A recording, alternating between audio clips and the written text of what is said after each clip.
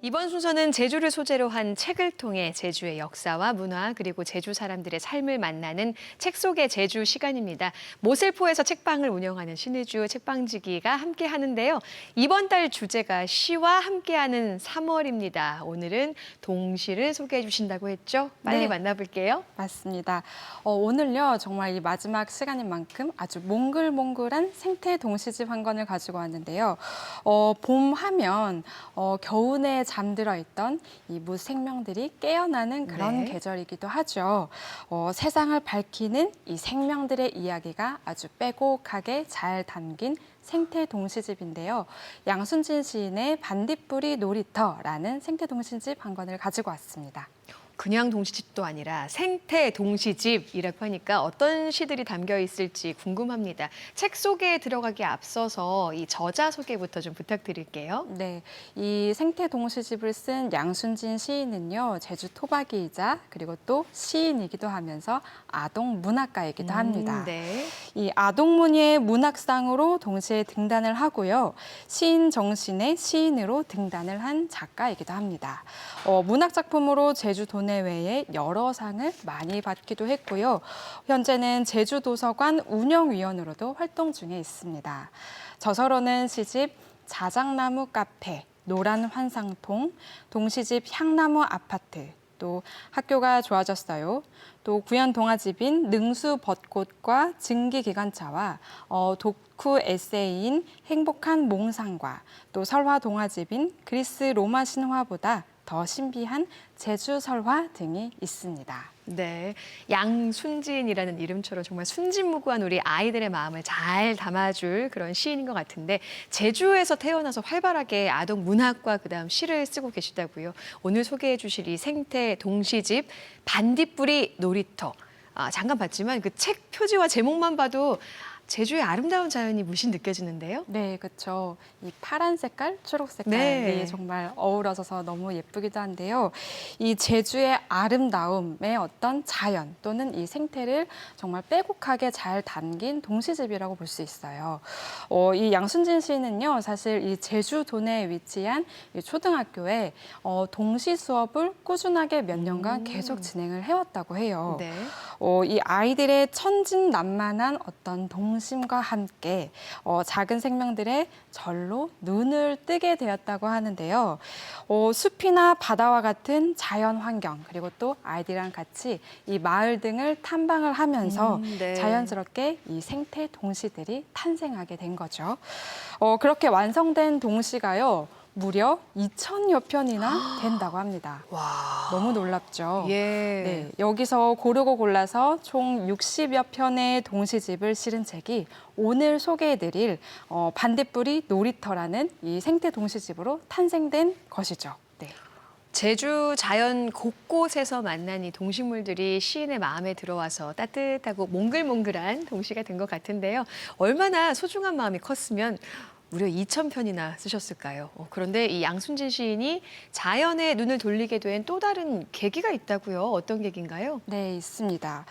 사실 이 시인은요, 이 60여 편의 동시를 먼저 실은 다음에 그 뒤편에는 자신의 어떤 자전적인 에세이를 담은 산문을 한 편 싣고 있는데요. 네. 이 1,000개의 눈으로 쓰는 7색깔의 관찰일기라는 제목으로 생태산문 한 편을 덧대고 있습니다.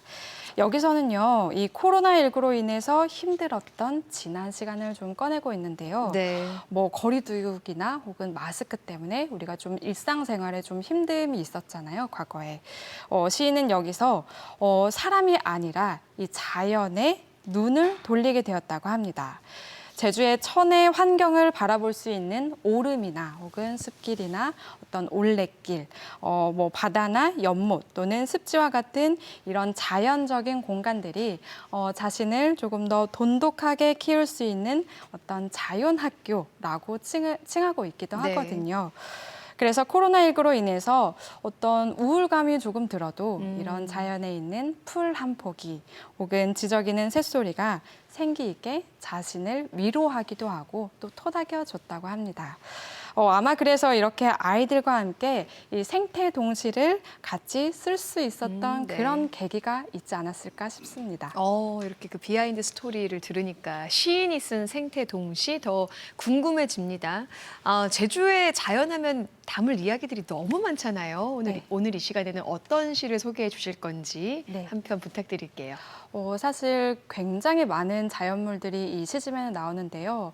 저는 사실 처음 들어보는 그런 물들도 굉장히 많이 나와서 오, 네. 신선하기도 했었어요. 그 중에서도 이 시인은 이 소리쟁이라는 식물의 발견이 정말 놀라웠다고 하는데요. 잡초잖아요. 네, 소리쟁이. 맞습니다. 사실 이 소리쟁이라는 이 식물은요, 네. 농부들이 정말 싫어하는 그 잡초 중에 하나인데요. 그런데 이 시인은 이 잡초를 보고 과연 어떤 느낌을 가졌는지 우선 이 동시집 먼저 낭송을 해드릴게요. 네. 소리쟁이는 아프지도 않은가 봐. 벌레들이 달려들어 제 몸 다 갉아먹는데도 아무 소리 안 내잖아. 나는 내 치킨 동생이 조금만 뺏어 먹어도 비명 지르는데 소리쟁이는 아깝지도 않은가 봐. 다른 벌레들이 찾아와 겨우 남은 꽃대 갉아먹어도 아까워하지 않잖아. 나는 내 급식에 친구가 조금만 손대도 으앙 울어버리는데. 어린아이의 마음이 그대로 드러나는 아주 정말 말랑말랑한 동시입니다. 하지만 그 이면을 좀 보자면 마치 뭐 생물학자처럼 자연을 아주 잘 관찰해서 시를 쓰신 것 같다라는 생각이 드는데요. 네.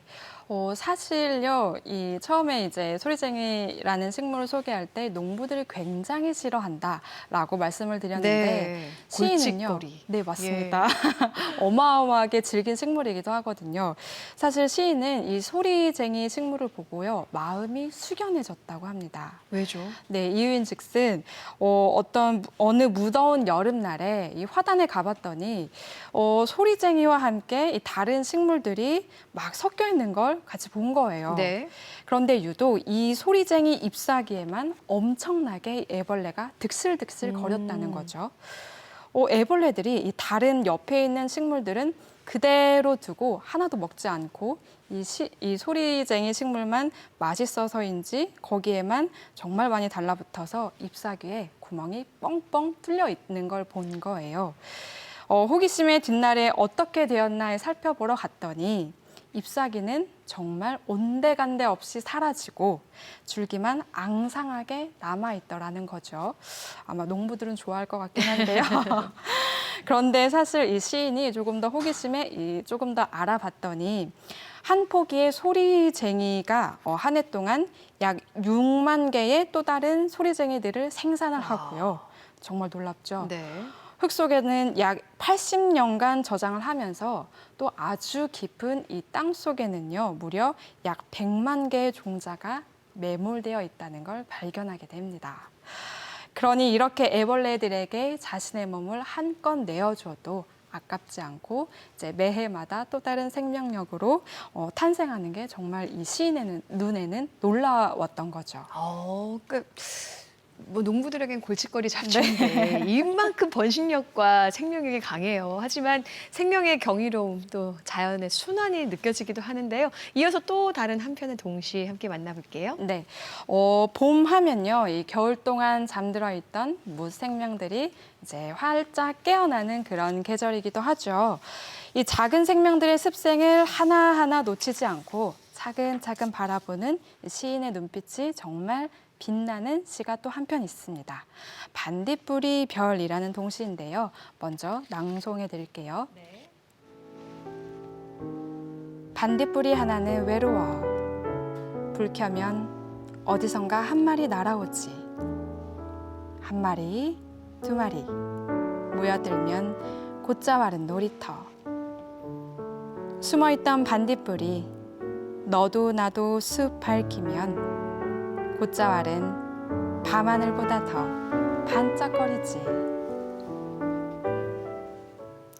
와, 아, 이 곶자왈이라고 네. 나왔죠. 여름에 정말 이 곶자왈이나 반딧불로 유명한 청수리에 가보면 반딧불이가 갑자기 환하게 불을 켜는 모습이 정말 장관이잖아요. 그쵸. 시를 딱 들으니까 그 장면이 연상이 돼요. 그렇죠.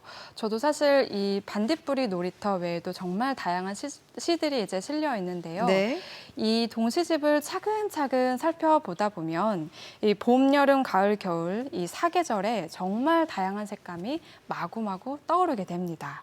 사실 이렇게 해서 어떤 그 동시집이라고 해서 우리 아이들만 좀 읽어볼 게 아니라 네. 어른들에게도 정말 진한 여운이 좀 들겠다 싶어서 가져오기도 했는데요. 뒤편에 실린 산문에서는요, 이 시인의 자전적인 에세이가 또 실려 있다고 방금 전에 말씀을 네네. 드렸었는데, 이런 문장이 나와 있습니다. 이 자연을 돌아보면서 황폐했던 내면이 어느 때보다 해맑아졌고, 중심 잃던 삶의 방향은 그 어느 때보다 확고해졌으며 낮은 곳에서 버티고 치유되고 재활되는 삶을 목격했다라고 서술하고 있습니다. 이 자연이 주는 힘과 그리고 또 이 생태 동시가 주는 힘이 조금 더 우리 삶의 어떤 든든한 버팀목이 되는 거 아닌가 싶어서요. 네, 싶습니다. 네. 그러니까 그런 의미에서 금방 말씀하신 것처럼 아이들뿐만 아니라 생태 동시집이라고 했지만 우리 어른들도 함께 읽어보면 자연을 대하는 그 태도를 다시 한번 생각해 볼 수 있을 것 같아요. 정말 온 가족이 함께 읽어봐도 좋을 동시집인 것 같습니다. 끝으로 이 책을 이렇게 마주하면서 신의주 책방지기님은 어떤 생각이 들었는지 감상평 들어보고 싶은데요. 저는 사실 이 시집을 이제 여러 편 차근차근 살펴보면서요, 시인이 나를 조금 숲속에 데려가는 혹은 이제 어떤 자연이나 이런 곳에 데려다 주는 그런 기분이 들기도 했었거든요. 이게 바로 시가 가지는 힘이기도 하거든요. 네. 특히 오늘 소개해드린 이 생태 동시는요, 이 시어에 굉장히 이 생명감이 넘치면서도 숲속이나 혹은 바닷속 또는 이 오름 등 이 자연으로 데려가는 그런 기분이 마음껏 드는데요. 지난주에 비 소식이었다가 네. 이번 주에 정말 벚꽃이 흐드러지게 펴 있습니다. 너무 네. 만개해서 전 사실 대정에서 넘어오면서요. 너무 깜짝 놀랐는데요. 여기저기서 이렇게 싱그러운 초록초록한 봄의 기운이 느껴지는 계절이 왔구나 싶은데요. 이번 주말에는 이런 생태동시집 한 권을 끼고 가족들과 함께 나들이 가보시는 것도 좋을 것 같습니다. 네, 이 자연이 주는 선물을 만끽하면 좋을 것 같습니다. 이 반딧불이 놀이터를 통해서 제주 곳곳에 살아가는 작은 생명들의 소중함도 느낄 수 있을 것 같습니다. 많은 분들이 꼭 읽어보셨으면 좋겠고요. 다음 주에는 어떤 책 만나볼까요? 네, 다음 주에는요, 4월 하면 우리 제주에는 또 4.3을 빼놓을 수가 없죠. 4월 한 달 동안은요, 4.3 문학상에 대해서 차근차근 살펴보는 그런 시간을 가져볼 계획입니다. 네, 다음 주에 만나볼 이 의미 있는 책들도 기대해 보겠습니다. 오늘 함께해 주셔서 고맙습니다. 감사합니다.